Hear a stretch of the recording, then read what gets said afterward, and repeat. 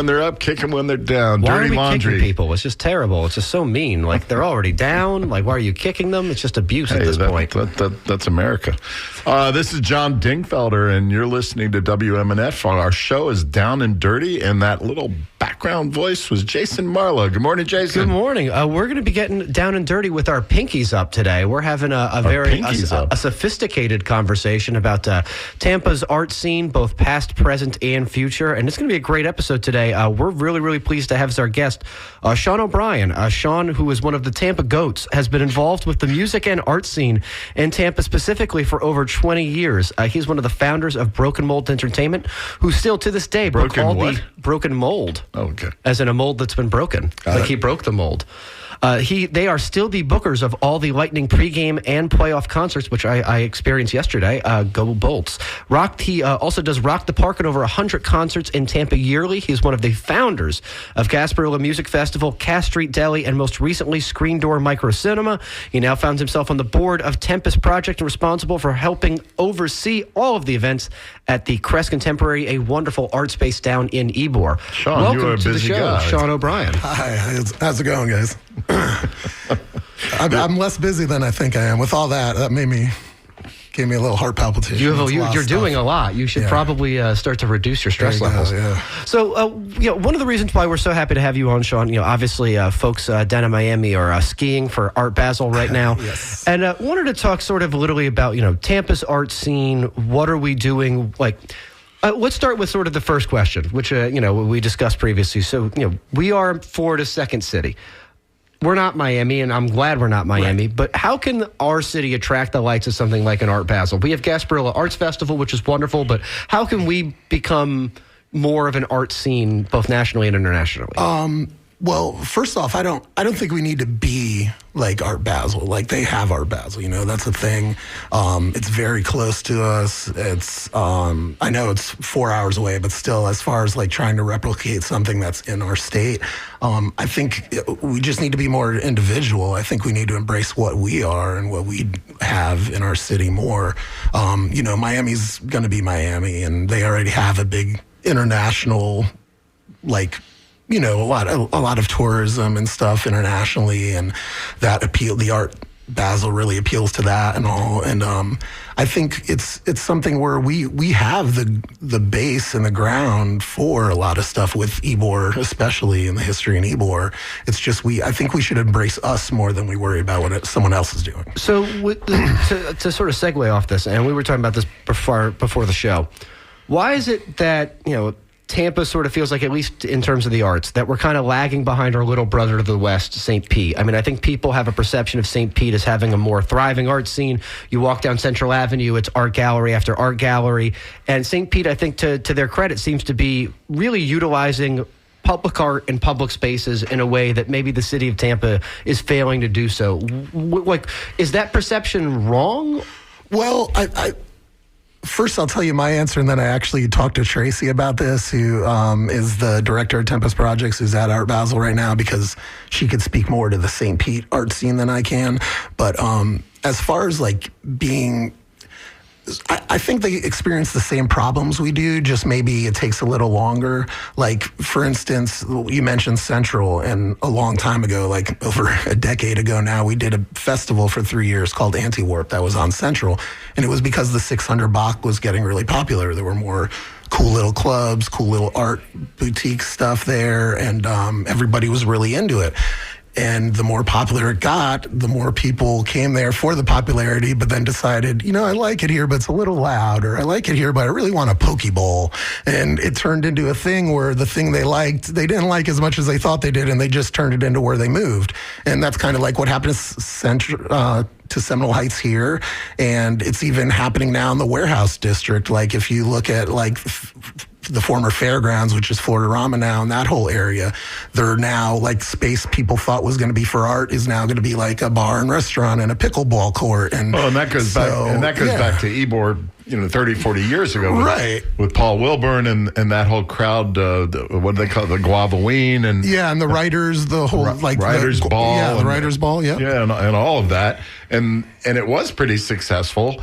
and it kind of put Ybor, Yeah. sort of back on the map. You get killed for being cool. Yeah. Got loved to death. And then it was followed by bars and restaurants, Right. which do you think sort of push the art scene out? Yeah, I mean, and that's what I tell people. Like, I understand pining for stuff. I get nostalgic all the time, and your phone and Facebook help you more and more with the memories popping up and stuff like that. But the reality is, wherever you're hanging out now was someone else's favorite hangout place that your place removed. Like, there's very few places in Ybor that have been around for 100 years. Besides the Columbia and stuff like that, I mean, every bar that you love was someone else's former bar that they loved. And, like, people just have to realize that. Like, life is ever changing, ever flowing. And you just have to grab the spots you love and try to hold on to them as long as you can. But unless you own the property, I mean, it is what it is. People are going to be renting, people are going to be buying. And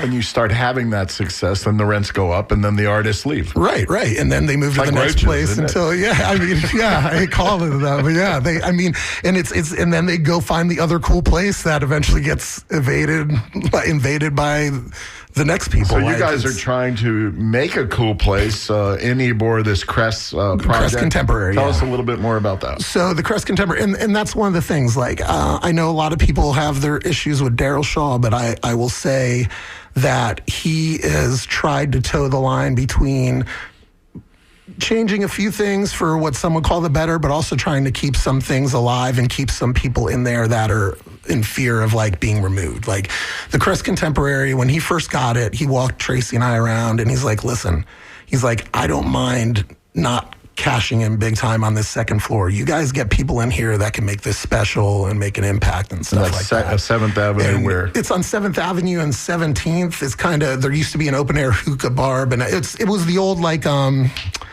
what was it? It was a government building. It was not Homeland Security, Customs. It was the old Customs building. It was a Crest. I do remember the open air hookah bar. Yeah, now it's about to be kinda cool. Oyster Bar. But we're right there on almost right off the corner of 17th and 7th.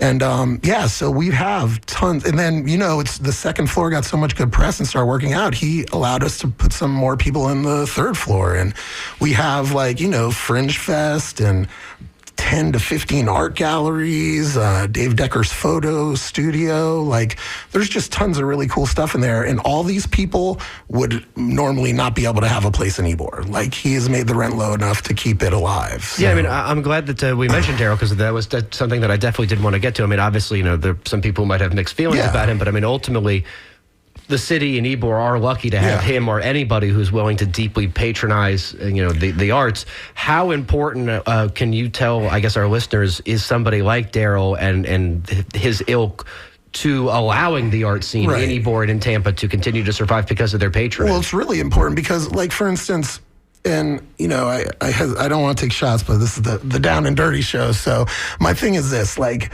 Vinnick has done a lot of help for people, but like Water Street, normal people can't go to Water Street. Like, and if they do, it's for a super special occasion once every couple months. Whenever Casper buys anything, it turns into a country club or something very elite. Like, Daryl Shaw has come in, and he, like I said, he has done a good job of towing the line of showing some care for the normal people, and also obviously trying to improve on some things or cater to other people as well. But, like, the dog park that's free, the what he's done with Crest. I mean, he donated money to Crest Contemporary so Tempest could go out to Art Basel and showcase a bunch of local Tampa artists. We 100% would not be able to have any of those artists in Miami for Basel if he didn't help, So no one's perfect, and everybody, it's a business. It's like people have to pay the bills, but he has definitely shown a concern and a care that a lot of the other richer Tampa people haven't, I would say. And that's cool. Going back to Jason's question, is the St. Pete art scene further than Tampa right now? And if so, why? I don't know if it's further. I just think it's different. I feel like I'm actually going to say what Tracy said because she would speak to it more than me, and because I sent her a message and I'm like, what do you have to say about Tampa and St. Pete? Because and she said she feels we're always competitive across the bay. I know it is. It is. Everybody says, "Oh, kumbaya, hold hands across the bay." It's a big brother, little brother kind of thing.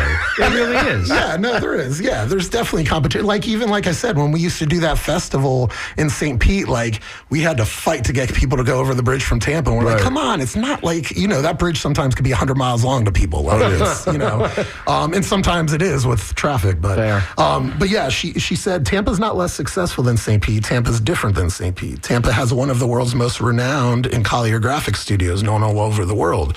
Tampa is an academic existence that's very different from St. Pete's scene, but they're both equally valid. One is easier to understand than the other. She says, it's not like we don't have our struggles and a lot of growing to do, but the main issue is a collector base and philanthropy. People need to buy local art or buy local curated art. We don't need to go too far outside our community. Cool. So, and it is one of those things. It's like, we're just kind of different. We're different even though we're so close. And like, they definitely some people think they're a little funkier and cooler, but like I said, they're going through those same problems with their Warehouse Arts District, and they went through the same problems on 7th where, some of that erodes over time because money. So, does the art scene get assistance from the government? I mean, I know not as much anymore. Well, and we need to talk about that. We will very much talk about that. This is down and dirty. Our good friend, now gone, Art Keeble, used to run rest in peace, man. Hillsborough County Arts Council, and I don't know, I'm sure the Arts Council still exists and is run by somebody else, but do they have money to give out? And then I heard that the state money has been cut significantly. Well, yeah, when DeSantis made a lot of his cuts and specifically cited Tampa Fringe as one of the reasons, because one of their shows was highly offensive and sexual to him, even though it was late at night and it's not like kids were watching it. But I know Tempest personally lost over $20,000 that we would usually get in the year that we had to make up through various fundraisers. And the late Art Keeple was a big sponsor of Community Stepping Stones, a wonderful after-school program that helps kids in Sulphur Springs. They had a $13,000 cut. Yeah. That was state money? Yeah. Thank you, Ron DeSantis. Right. And that's the thing, is not having, first having him in charge and then not having the people in charge that are down to fight as hard, because we're getting more and more Republicans in charge in a lot of positions and stuff, and appointed in positions. But yeah, it's one of those things. It's a big hit, to places like, the Tampa Museum and Tampa Theater and Straz. They have a very good board and donorship program where, if they get a hit, it'll hurt a little, but let's just ask this guy and he'll help us out. But for smaller nonprofits, art nonprofits like Tempest and stuff like that, $20 grand is devastating, that's one less person we get to bring in town to showcase, or one less, project we get to sponsor. And, it's one of those things where for the smaller places really need everything they can get. And that's a dent. Well, Jason, do the little recap, tell who we're talking to and how folks can participate. So real quick, we are here with Sean O'Brien from Broken Mold Entertainment and working with the Crest Contemporary out of Ybor. And if you wanted to call in and join this conversation about the arts, 813-239-9663 is the number. Please feel free to jump in. I want to piggyback on something you guys were sort of teasing about a little bit earlier when you were talking about the changes over the last 20, 30 years. So when you think of the restaurants, the spaces, and the venues that have sort of typified the art scene of Tampa the last 30 years, what are the places that come to mind? What are the legacies of these places locally and beyond? And then sort of to flip that, who do you see as the pioneers today, the restaurant spaces and venues that you think people will be reflecting on 30 years from now? Well, when I think of back in the day, when I first moved here, Ovo Cafe and stuff like that in Ybor were just so cool and seemed like the hub of all the coolest stuff, all the artists, everything on the walls. It just seemed Ella's obviously in Seminole Heights is I will forever be brokenhearted about that going away. And I don't think anyone supported the local art and supported their neighborhood more than Ella's in the history of Tampa. I can't think of any establishment that took care of their neighborhood like they did. They're going to be greatly missed. There was a deli and down in Cass Street that was really cool. No, I'm kidding. It was very, very good. But even that, my deli, I had 3 murals. I had Basque, Jujmo, and Conrad Gardner do murals and stuff and do stuff there. And these are like internationally renowned artists. And, somebody took it over and they just painted over it. And it's like, that's the thing is like people, there's such a disconnect over what's special and important and like, and it's like, I saw that I was looking online, this guy, Tony Kroll. Tony Kroll, yeah. He's in Crest Contemporary. He has a gallery in there. Okay, yeah. cool. But he does murals and graffiti art and that sort of thing. He does a lot of murals. He is responsible for the Shine mural. He did that downtown. And yeah, he has a great little, and he does art shows and stuff in the Crest as well. Yeah. In hindsight, I feel a little guilty that we didn't bump up the city's art budget while I was there.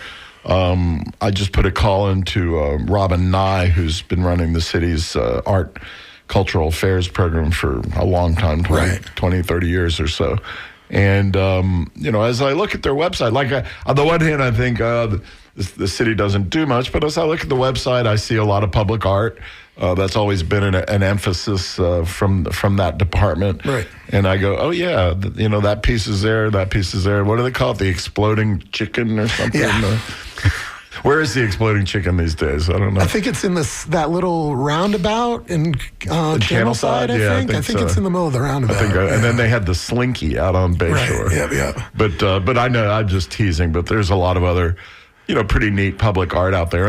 Also there's a requirement when you build a large project or a large building, there's a requirement to include some public art. Which is great. Yeah. And some developers resist that, right? But which is unfortunate. But that's the way it is. Yeah, and there's just tons of rules. Like even in Ybor, we've been working on something for some type of mural thing there, and like there's a lot of rules. You have to have it this certain color palette. You have to include these certain things. You have to, which I mean, in a way makes sense because you don't want to lose the identity of the neighborhood you're in. But like it's just people are always like, why don't you just do this? And it's like, you don't understand how much you have to do to get to that point. Yeah, that's the Barrio Latino, and they exactly. They are pretty strict. Yep. Which is a good thing. Like I said, you don't want it to lose its identity, so I get it. Well, so we talked about DeSantis. Let's take that down a little bit to a local level. We were talking about this a little bit before the show. I mean, like one of the things that I love about my experience of New Orleans, which I think Ybor in so many ways reminds people of, is the buskers and the live music scene there. And I've always been told that the Buckhorn administration was kind of integral, unfortunately, on clamping down on that. Big time. I think there's been a lot of criticism of his administration and, frankly, some of the Castro administration about a lack of support for the arts. Can you, I guess, speak a little bit to that? Well, I mean, for instance, the Buckhorn thing was really big. Like, besides the buskers being shut down, I remember when Joel Davis had his rolling coffee cart that had gotten really popular and got some national attention and stuff. And they were like, you can't do that anymore. You can't have this coffee cart rolling around Ybor City. So he had to move it to somewhere else. And it's like, I remember a lot of stuff on 7th Avenue, music and art, and and it's like it's crazy that we should be smart enough to be able to delineate between this guy's doing something special and this guy's just begging and causing problems. Like we shouldn't have to be like straight up, okay, no one. Like, it just becomes like, are we not adults? Can we not just figure out what isn't right and what is? Sometimes lawyers get in the way because then you get the First Amendment and what is art and what is a piece of schlock. No dancing of any kind in this town. Hey, listen, we have an esteemed guest or a person calling in. The Honorable. Yes, hold on. Let's see. I'm excited now with Honorable. Who's it going to be? Good morning. Let's see. Did I get her? Yeah, she's Are you there? Can you hear me? Yes. I can hear you. Good morning, Linda Salcena, former Tampa City Councilwoman. I want to say for at least 16 years. 20. Good for you. Yeah. Good for you. I brag on my 10, but you double me, dear. How are you, Linda? I'm well, and I'm really interested in this conversation. And I totally agree with Sean that Tampa is just different from St. Petersburg. We are going about the arts differently, I should say. Well, Linda, take us back. Take us back, 30 something years ago with Paul Wilburn and that gang. You were probably part of it, the Artists and Writers Ball. Take us back to that period of time and and walk us through. Well, the great story is a group of 10 people, most of whom were journalists, got together at the old it's the Centro Español's cafe, where for $3.50 you had an entire lunch. And we said, let's have a party. The slogan was equality, fraternity, and I can't exactly remember. I think the third one was getting high. No, I'm just kidding. It was fecundity or something like that. That sure sounds like a fancy way of saying getting high. Yeah. We each had sold 10 tickets for $10. We raised $1,000.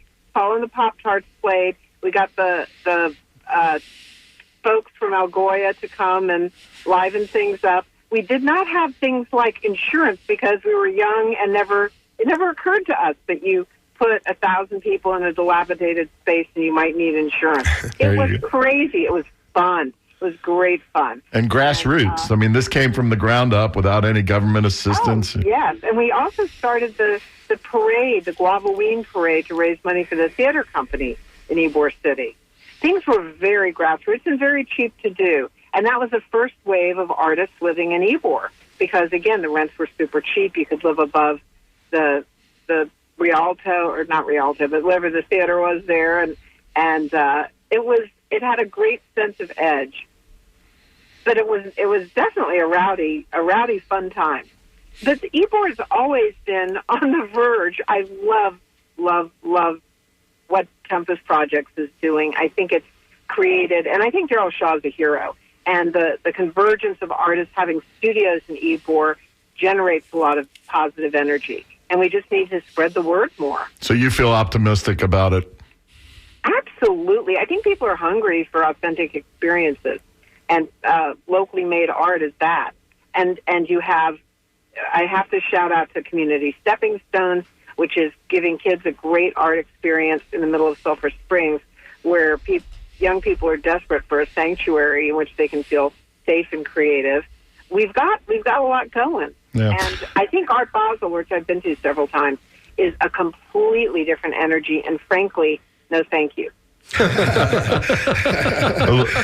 So, when I look back, and you and I have known a lot of mayors in our day, but when I look back, I think some mayors are a little more involved and excited about the arts. I think Sandy Friedman was more, a little more helpful or proactive with the arts. And frankly, nobody's been as helpful for the arts. Nobody has come close to Bill Carlson as a council member getting downtown CRA money to support arts institutions.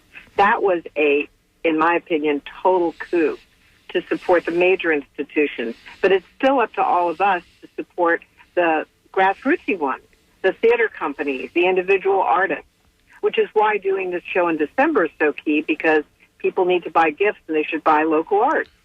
Ooh. There you go. Yes. Making me feel smarter than I already am. Well, so keep on with what you're doing. This is a great show, and I love the idea that you're showcasing the arts. And I just have to tell everybody, John Dingfelder, you did something that transformed the city, and that was when you encouraged people to build front porches. Hear, hear. The sense of community and neighborliness that has come from that is just great. Well, it's engendered connection among neighbors and a sense of community, and that's all to the good. Yeah, I want to hear that. That's extremely well said. I worked down the hallway when John was putting that together, and I definitely think it's a part of making the city a better, more vibrant, neighborly place. Well, thank you for your kind words. You know, the other thing I am proud of, Linda, following in your footsteps, was when the issue came up about supporting the straws. I made sure that we earmarked $20 million for the straws for their improvements. Hold on, wait a minute. Am I supposed to be calling it the straws this whole time? Yeah, no, I'm very proud of that. And whenever we get around to actually building that, you know, I will stand there proudly. But Linda, you've been so involved in making this not only a better community, but a better looking community. When Lynn and I drive up Kennedy Boulevard, you know, that was your baby, and it looks so much better. Just, it's the kind of thing that nobody would ever know except for insiders, that you developed that Kennedy district and that Howard Avenue district, and, you know, in the Channelside district, and you always cared about what our our community was going to look like. And those are your legacies, and you should be very proud. And I don't know if you have grandchildren yet, but when you do, you can tell them. So thank you. I just have grand dogs, but I'm hoping. There you go. They're easier. No college fund. Thank you for calling in, Linda. Salcena, former Tampa City Councilwoman for 20 years, only surpassed by Charlie Miranda, who's probably done nothing for the arts. He's been there for 100 years. 100 years. I think he's Thanks, bolted Linda. in. Have a good holiday. Listen, when the castle was built, Charlie knew it was to house the king. We've got Dr. Debbie up in Lutz. You want to take her call, Jason? Yeah, the Charlie Miranda's very first public works project was the pyramid. Let me tell you something about the pyramids. They're really Dr. tall. Debbie in Lutz, are you there? Let me tell you something. Hello. Thank you for taking my call. I'm just really enjoying your show. I've listened to it a few times before, but today you have a fantastic guest. I just wanted to chime in a little bit. Thank you for reminding me of Ovo Cafe. That was a great spot. I am one of Tampa's native daughters, right? Graduated from high school in 1987, but I literally ran away from Tampa because I felt like there was no art, no culture, no diversity. Where did you go, Dr. Debbie? And I traveled and I lived. I did my undergraduate in North Carolina, but I traveled to San Francisco, New Orleans, New York. I lived in Miami for 10 years. But during those times, I would always come back to Ybor City. And it's so funny because growing up, I did not realize the gem that was Ybor until I came back when I was in college in the early 90s. And I was like, wow. And then when I got my master's degree in Latin American and Caribbean Studies, I did research on the original history of Ybor and how it was truly like, an inter-ethnic, like a beautiful coalition of people and the values of, education and reading. And I loved so much about it, right? But, I think what the real issue is that the arts, all of the arts, whether they're visual, performing, I'm talking about everything from poetry to puppetry and painting, they are all indispensable to democracy. And that's what the real deal is. I'm a longtime educator.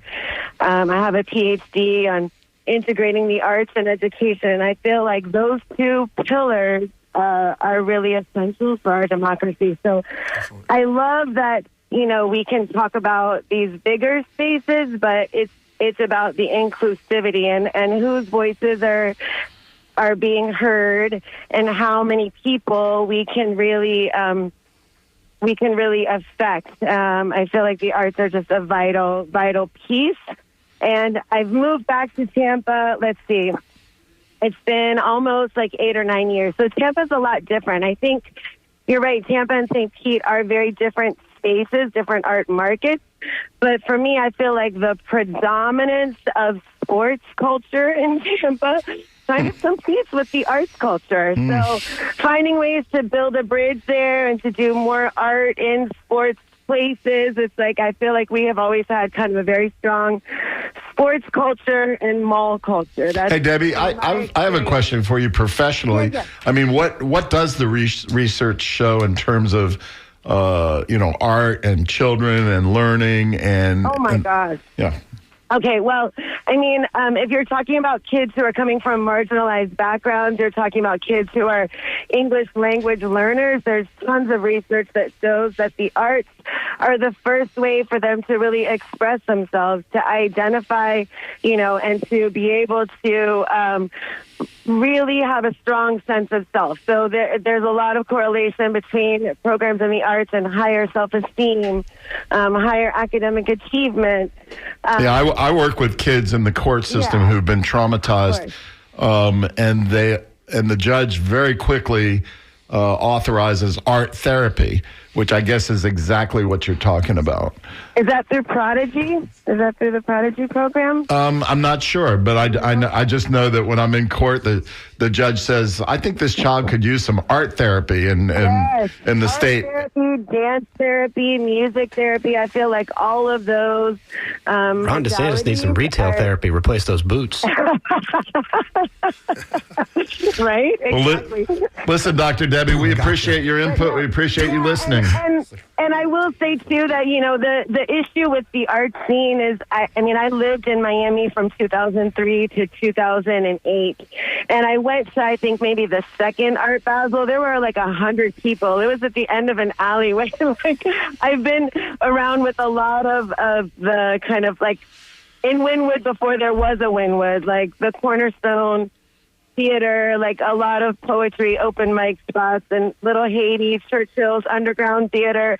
Like I've seen a lot of kind of grassroots art stuff happen, and I think that it's about like letting all of the youth in this community know that there are these programs, that there are these outlets, and fostering kind of like more of an awareness of what is here in Tampa, because, when it gets big, when it gets like the Perez Art Museum, some of the other big venues, it takes someone really conscientious to realize, okay, let's do a free family weekend here to make this open. Right. I wonder if we need to get the school board more involved. Debbie, we got to run, but thanks for listening. Thanks for calling. You guys are the greatest. Thank you. Thank you for having Sean on. And yes, peace and blessings to you guys. Thank you. Take care.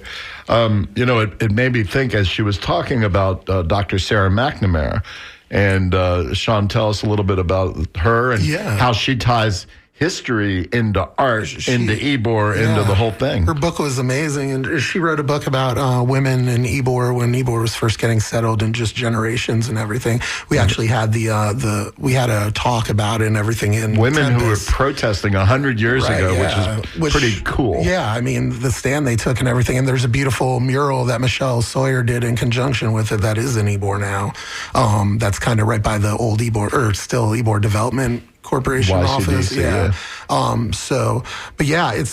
stuff like that. And that's the thing is like when she could write a book about Ybor and then go to a venue in Ybor and have a big discussion about it. And then there's also a beautiful mural in Ybor to be able to like tie all those different art areas together and to like culture really connect and history. Yeah, everything. The whole is nine like yards. just, it doesn't get much better than that. And I hope that carries on to children, that children, learn about that sort and of the thing. story she tells, like, young girls, like, getting to read that story, and, they have way more opportunity now than those women had then, and now that, now they could be like, listen, we don't need to I'll say, I think about my own education experience. I mean, the value of those field trips as a kid to the art museums. I mean, like, it's so... Yeah, Tampa Theater, horizon, even, stuff like absolutely. that. It's horizon broadening. It's inspiring. It's showing you that there's so much more to your world. If you're a sheltered kid growing up in the suburbs of Brandon, or a kid who's, impoverished in Sulphur Springs, or even now with kids who just stare at a screen all the time to experience like life and real art and tactile and like something that was made by hand as opposed to something you're literally just staring at. Even worse than before, like...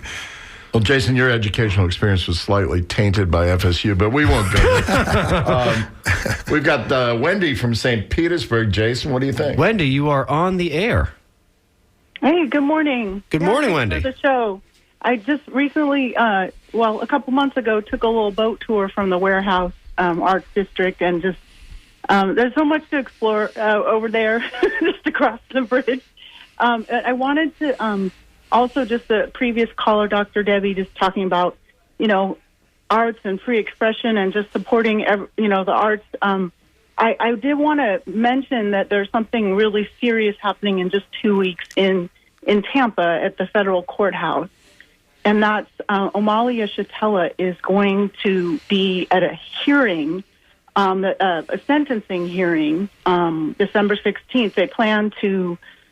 imprison him, really, because the charges are bogus. What are the charges? The Uhuru case? In September, there was the trial, the Uhuru 3. There's also 2 others in the organization. Were found not guilty in the same Tampa courthouse of acting as Russian agents. But they were found guilty, and this is a whole other story around how the jury was misled. They were found guilty of conspiring to act as Russian agents. It doesn't even make any sense. there's an appeal process. But in the meantime, Amalia Chattel, who's 83 years old, from St. Pete, active veteran of SNCC, the Student Nonviolent Coordinating Committee, and the Civil Rights Movement, facing 5 years in prison. So we just want to let your listeners know, and maybe you can have them on the show. Well, they can probably, we'll have a different show on that, but they can probably write letters to the judge or to the prosecutors just to ask for some sort of clemency or leniency. Appreciate the call. But anyway, thanks for the call, and thanks for plugging in. Hey, I did have a question for you. She's gone. Forgive me. I wanted to circle back to Sean on some of the stuff that we were talking about. We were talking about the restaurants 30 years ago.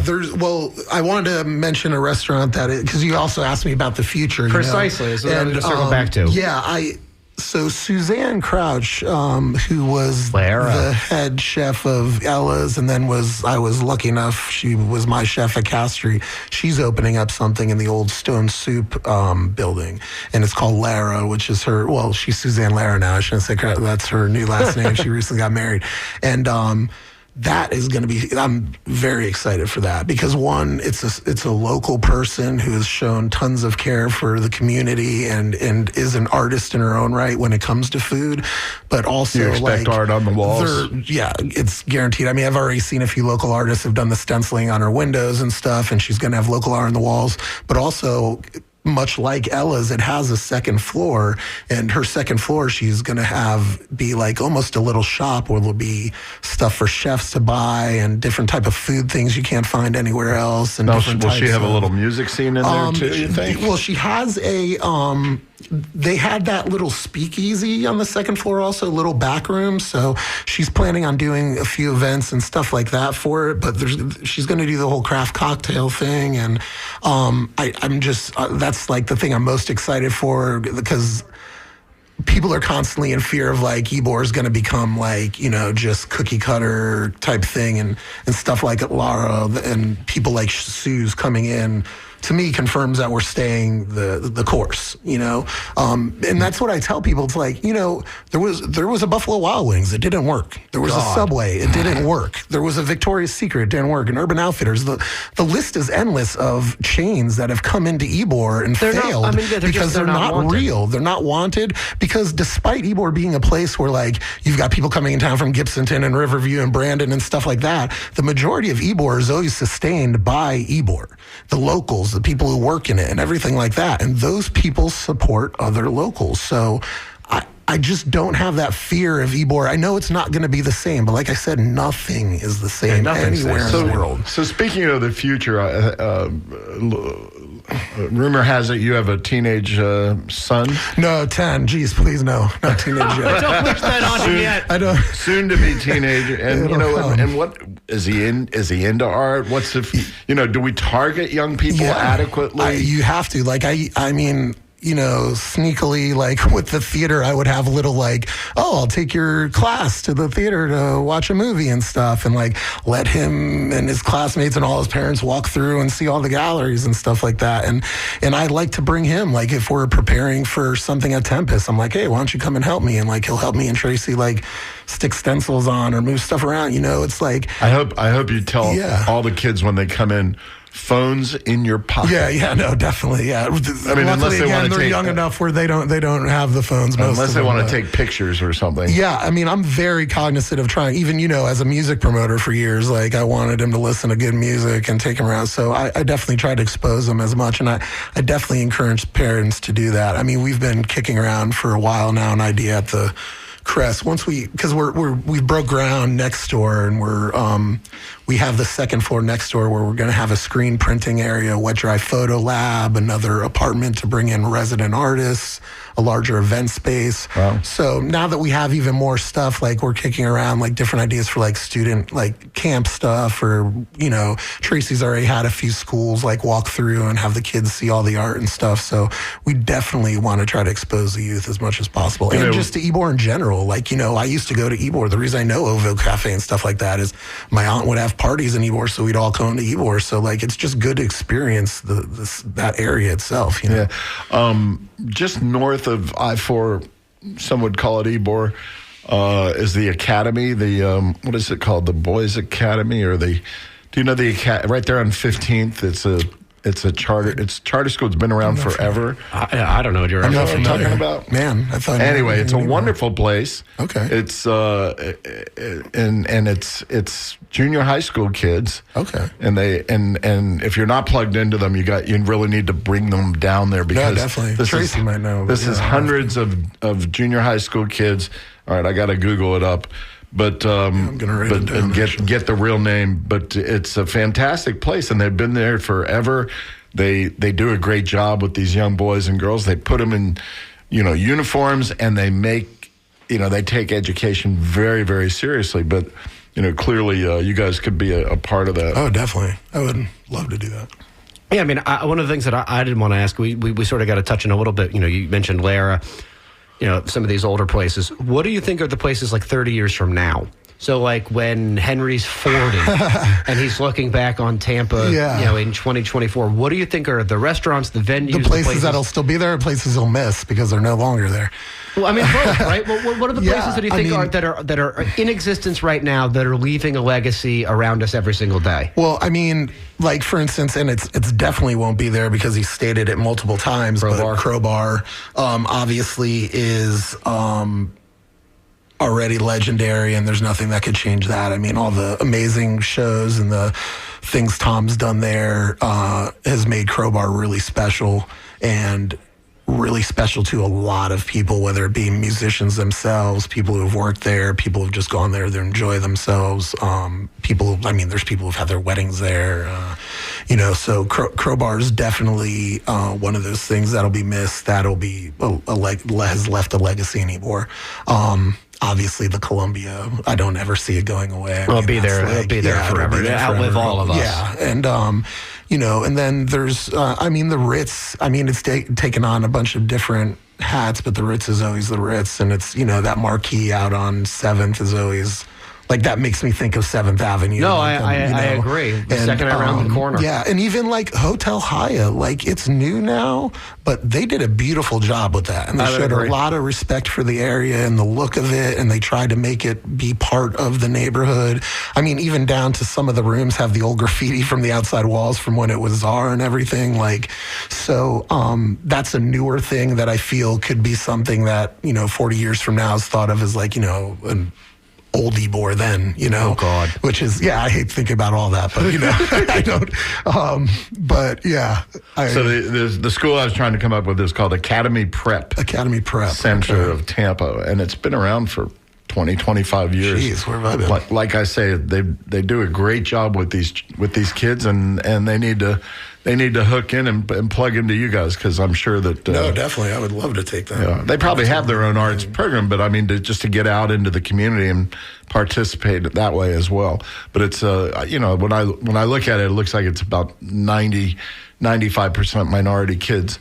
And that's their emphasis. Yeah. That's awesome. Which is wonderful. So I want to. We're wrapping things up about in the last 10 minutes, and we were talking about this a little bit before the show. A couple of weeks ago, as John knows, I was over in Europe. I'm enjoying myself traipsing across Vienna with some friends of mine. Shout out to my buddy Todor the Bulgarian. You're so cosmopolitan. I am. I'm a very sophisticated person. I'm watched intercontinental. I'm Mr. Worldwide. I watch his social media with jealousy every day. I like Pitbull looks up to me. But my buddy Todor the Bulgarian, he's a big metalhead. He's very familiar with our fair city as an epicenter of metal. Now, I'm not a metalhead, all right, but I find it very interesting. This is the epicenter of metal? Yeah, we're like American mecca of metal music. I didn't know it. See? Yeah. Oh my God! That's because my radio's set to some James Taylor channel. In the 80s, if you mentioned Tampa, someone either talked to you about metal or strip clubs. There was pretty much nothing else to discuss. I just find it interesting that metal music and skateboarding, two things that are big counterculture that Tampa, I think a lot of people don't really know that Tampa's on the map and for these things. And skateboarding relates to graffiti. I mean, which relates to murals. I just think counterculture in general. This idea that we are a city that actually has a thriving counterculture and underbelly that's worth investigating, that has artists acting in it, whether they're playing music or doing graffiti or skateboarding, videotaping themselves skateboarding. Well, this station in and of itself is rather counterculture, I would say. Yeah, definitely. Yeah, I mean, it was founded to some extent, right, as like a counterculture element. Like Pirate radio. Well, I mean, even being able to have this show, like this show isn't going to be on 93.3 or 103.5. You know what I mean? Like having shows like this that aren't on AM. But like, Where we can actually talk about a topic for an hour. Yeah, and say what you want about it, not just talk about it, but say, be truthful. But is it not kind of wild that like we have these internationally recognized elements of our city, and we don't lean into them? Someone like John with metal, barely it's probably doesn't even know it that it scares exists. most people. Yeah, I mean, like I get that it's not the khaki wearing crowd. I was going to say in the 80s, Bob Martinez was mayor, and he followed Bill Poe. So you've got these sort of institutionalized guys that were not going to embrace metal. Right. Probably didn't know what metal was. I'm not sure I do, but anyway. No, but there's been at least 10 to 15 like very big metal bands that started in Tampa. And then, also pro wrestling is like we have a lot of like random, I mean, and then stuff like, out back, there's tons of different restaurants that have started here. I mean, we're a big small town. And yet, but why? I mean, and I'll post this to not just you and John, but also I guess to the audience of the limited time we have left. Why don't we lean into this legacy more of like the fact that we're cool? We're not Everytown USA. All right, that's the question You're to the not community, cool and the phone number to call in is 813-239-9663. Give us a shot. We got a couple of minutes, and let's talk about that. Why don't we lean into some of these issues, these things? I think they're a part of who we are that we don't talk about or acknowledge. You think Tampa, you think cigars, maybe you think the Buccaneers and the Lightning, but like the metal scene, the punk scene, skateboarding, they're as equally a part of Tampa as any of these other things. No, yeah. And in those cultures, they are huge. I mean, skateboarding, everybody knows. I mean, the spot was on Tony Hawk's thing. The Bro Bowl. Yeah, the Bro Bowl was on Tony Hawk's thing. The spot is one of the only skate parks to ever have their own Nike shoe. So, I mean, and like people come from all over the world for the AM and the pro at the spot. So it's definitely world renowned and helps put us on the map without a doubt. But yeah, I think it's one of those things like the mayor's never going to talk about skateboarding and metal. Like you're just not going to get it. So the normal run-of-the-mill people, they just have to find it out from their friends or articles. We just need a different mayor. Sean, are you thinking about running? I don't know. I probably shouldn't. All right, let's see what Maria has to say from Tampa. Maria, you are on the air. The phones are ringing off. People are like, talk about cool. Now everyone wants in. Hold on. Maria, you're with us? Hello? Or is that Mario? Marlo. Hey. Marlo. I don't have my eyeglasses. I apologize, Marlo. Yeah, they don't. Yeah, they call me Maria in other places. No, I was just wanted to comment on a couple of things. The metal thing. We're the home of death metal, not just metal. It's true. Death metal. Yeah, it's death metal. It's not just metal. That's what we're known for. So is Sean that metal says that's very dark. Dark metal. If you wanna see a really good school in that area, don't forget about St. Peter Claver. Both my kids went there. They're both lawyers, and they learn to read there. And they beautiful program right there in the heart of Ybor. Yeah, and one other thing, Dingfelder, my mom was on your first commercial when you ran your first campaign. I guess you guys interviewed her over there at Publix in South Tampa. Trying to see if we could how many ways we could mispronounce the name Dingfelder. Was that it? I think that was it. Yeah, that was I think your campaign. We appreciate it, Marlo. We're going to take a couple more calls, but thanks for calling. Thanks for listening. No problem. Take care. We got Donna in Bradenton. Okay. Are you there? Donna, you're there. You're here. Donna. Awesome. I am here. You guys, I'm glad that you're talking about this today because I've grown up in Florida. I grew up on the East Coast and then over here. I'm very much not a total metalhead, but a hard rocker and an old goth from the castle back however many years ago then. And it's been really difficult for me trying to justify the political climate here with DeSantis and all of that garbage. It's a little difficult for us, too. Hey, Donna, you've got a neat art scene down there from years ago, that a little art village. I was worried during the storms that art village might have gone underwater. How did it survive?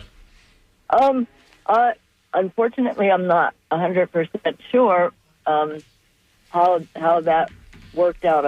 I'm sorry. No, it's all right. I know that the Van Wezel got really destroyed, but that's up down in Sarasota from me. And I think the art village is probably near like downtown Bradenton. Yeah, I remember about 15, 20 years ago, the city of Bradenton was pretty progressive, and they identified like a dozen houses, and they bought them and they rehabbed them specifically for artists. But I haven't heard much since, but I just thought that was pretty cool. Yeah, we have that really cool in the historic district. I think they call it the arts district now, where everybody's house is all decorated really funky and really cool, and the yards are all, they've got all their old natural original trees, and when it's Christmas time they go off heavily, but in a weird way, thankfully, not traditional way. So I'm glad about that. Well, listen, Donna, we appreciate you listening, appreciate you calling. We're going to take one more call before we're done. All right, yeah. Sam in Tampa. Sam, are you there? I'm here. Thank you for calling, Sam. What do you got for us? I got, back in the day in Old Ybor, we had Sweet Charity, and we had a friend of mine, Ken Etcherball. He had an art studio, Dog Eat Dog, and Chair Record Store, which is the founding of the silent disco. The first silent disco was held at Blue Chair. There was 2 pirate radio stations hooked up there.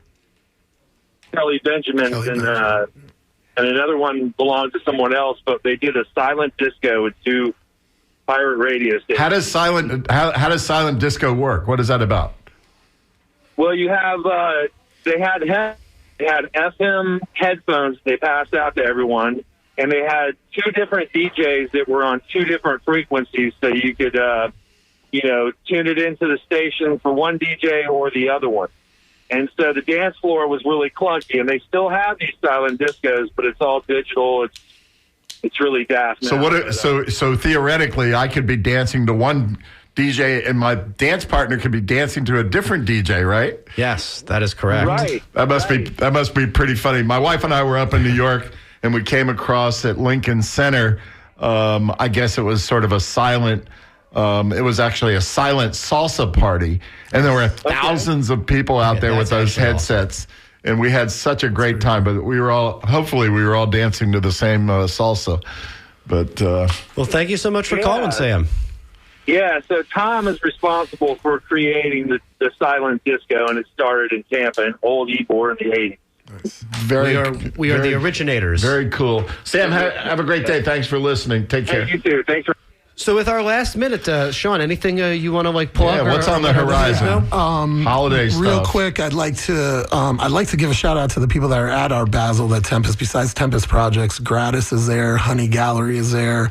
That's run by Efren and Sandra, who have We Vegan Eats, and OXH Gallery and Ybor Art Factory are all there representing Tampa right now. Do they have a single booth? Yeah, it's a event in Miami Ink, and they're there. They have their own room, actually. It's a little gallery that's set up. Very cool. And then talking about how to support arts, on December 12th, Thursday, December 12th, starting at 6, we're going to have our second in a lecture series at the Crest, and it's going to be Go Ahead and Buy Some Art, and Gianna Gobioff is going to be telling people how to buy art and where to go, how to do it, and all that. And her foundation has been very helpful. Oh my God, to art. so helpful to Tempest and tons of people. Gobioff Foundation. Her and Neil have been super supportive of everything in Tampa. So art-wise.